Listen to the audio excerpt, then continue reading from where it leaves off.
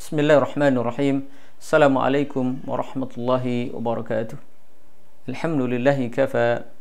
Wassalatu wassalamu ala rasulillahi mustafa amma ba'du. Kaum muslimin dan muslimat yang senantiasa dimuliakan oleh Allah subhanahu wa ta'ala. Di dalam Islam, makna ibadah itu luas. Ibadah itu bukan sekedar kita salat, bukan sekedar kita berpuasa, bukan sekedar kita berzakat, bukan sekedar kita naik haji ke Mekah.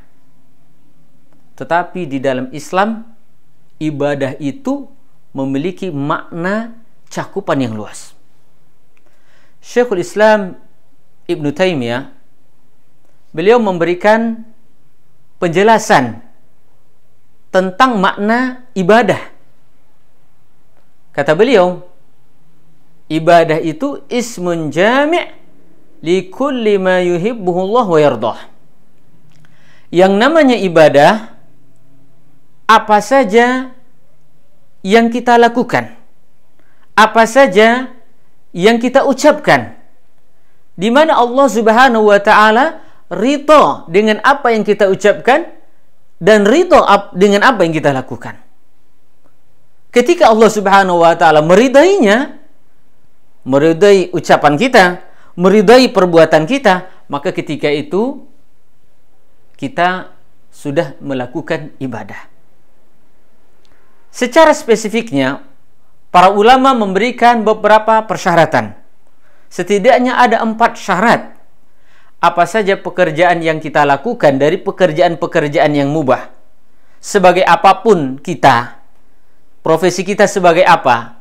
Sebagai seorang pegawai, atau sebagai seorang petani, atau sebagai seorang pedagang. Apa saja pekerjaan-pekerjaan yang kita lakoni, itu bisa bernilai ibadah dengan 4 syarat ini.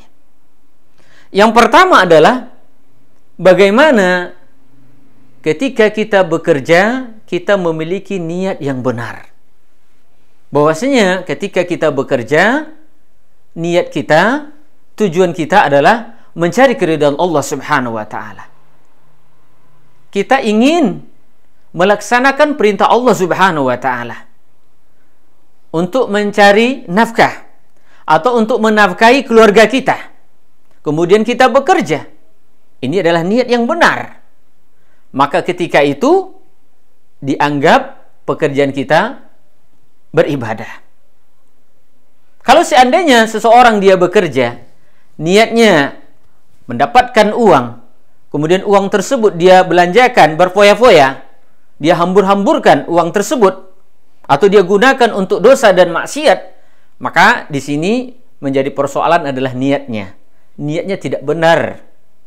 Maka ini tidak dianggap ibadah. Yang kedua, kata ulama, bahwasanya pekerjaan itu adalah pekerjaan yang halal. Jadi dikatakan ibadah kalau itu adalah pekerjaan yang dibolehkan di dalam syariat.